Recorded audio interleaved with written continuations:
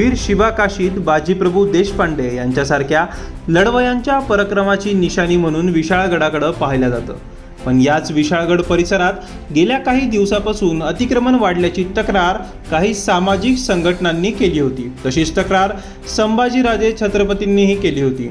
जी 158 अतिक्रमणं आहेत ती काढावी अशी मागणी संभाजीराजेंनी प्रशासनाकडे केली होती। त्यासाठी रविवारी 14 जुलैला चलो विशाळगड अशी हाक शिवप्रेमी व त्यांच्या समर्थकांनी दिली होती। त्याच दिवशी संतप्त जमावानं विशाळगडाच्या पायथ्याशी असलेल्या गजापूर गावात जाळपोळ केली आणि जमाव हिंसक झाला। त्यानंतर पोलिसांनी लाठी हल्ला करून परिस्थिती नियंत्रणात आणली। मात्र नेमकं हे प्रकरण काय आहे हे आपण पाहूयात। विशाळगडावर अतिक्रमण झालीत हा वाद तसा जुनाच आहे। या ठिकाणी असलेल्या दर्ग्याबाबतही अनेकदा वादग्रस्त मुद्दे मांडले जातात। मात्र हा दर्गा जुनाच असल्याचं काही मुस्लिम संघटनांचं म्हणणं आहे। या दर्ग्याचा वाद न्यायालयातही गेलाय। मग अतिक्रमणासंबंधीचे जे 6 मुद्दे न्यायालयात आहेत ते बाजूला ठेवून इतर 158 प्रकारची अतिक्रमणं सरकारनं काढावीत अशी मागणी स्वतः छत्रपती संभाजीराजेंनी केली। यासाठी सरकारकडे पाठपुरावाही केला, मात्र त्यात फारसे यश आले नाही। अखेर ही अतिक्रमणं हटवावीत म्हणून शिवप्रेमी व संभाजीराजांच्या समर्थकांनी 14 जुलैला चलो विशाळगड अशी हाक दिली। या दिवशी गडाच्या परिसरात हजारो शिवप्रेमी जमा झाले। जिल्हाधिकारी अमोल येडगे, जिल्हा पोलीस प्रमुख महेंद्र पंडित यांच्यासह सर्व अधिकारी तिथे जमले। या अधिकाऱ्यांनी शिवप्रेमींना गडावर जाण्यास बंदी केली। संभाजीराजे आणि पोलिसात चर्चा सुरू असतानाच एक जमाव गडाच्या पायथ्याशी असलेल्या गजापूर गावाकडे गेला आणि नको तेच झालं। घरासमोर लावलेल्या गाड्या, घरातील वस्तूंची मोडतोड करण्यात आली। जमाव हिंसक झाला। एका घराला आग लावण्यात आली।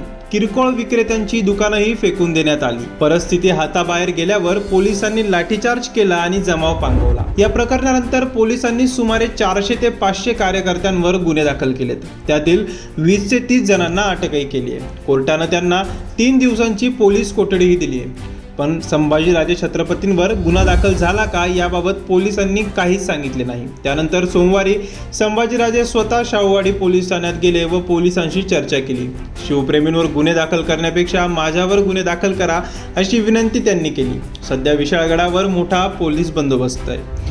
कोल्हापूरचे खासदार छत्रपती शाहू महाराजांनी या घटनेचा निषेध केलाय। ही घटना वाईट म्हणत त्यांनी घटनास्थळी भेट दिली, पीडितांशी संवाद साधला। या घटनेला प्रशासनच जबाबदार असल्याचं त्यांनी म्हटलंय।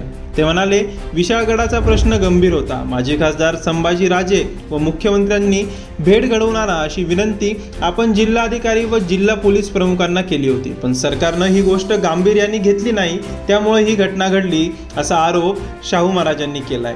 ज्या अतिक्रमणाच्या मुद्द्यावर वाद झाला ते अतिक्रमण अखेर प्रशासनानं काढण्याचा आदेश दिले। घटनेनंतर रविवारी ही अतिक्रमण काढण्यास सुरुवात झाली। मात्र हीच अतिक्रमण अगोदर निघाली असती तर हा वाद झालाच नसता असंही खासदार शाहू महाराजांनी स्पष्ट केलंय। ही अतिक्रमण काढताना दुजाभाव होणार नाही याची काळजी आता प्रशासनाने घ्यावी असंही शाहू महाराजांनी सांगितलंय। मंगळवारी शाहू महाराजांनी स्वतः त्या परिसराला भेट दिली। दरम्यान या प्रकरणामध्ये संभाजीराजांची काय भूमिका आहे ते आपण बघूयात। खासदार शाहू महाराजांनी जशी त्यांची भूमिका मांडली तशी माझी भूमिकाही मीडियासमोर मांडावी असं संभाजीराजांचं म्हणणं होतं। या अतिक्रमणाबाबत आपण वडील व खासदार म्हणून शाहू महाराजांशी बोललो होतो असंही संभाजीराजांनी स्पष्ट केलंय। ते म्हणाले, माझं आणि महाराजांचं या विषयावर बोलणं झालं होतं। आपण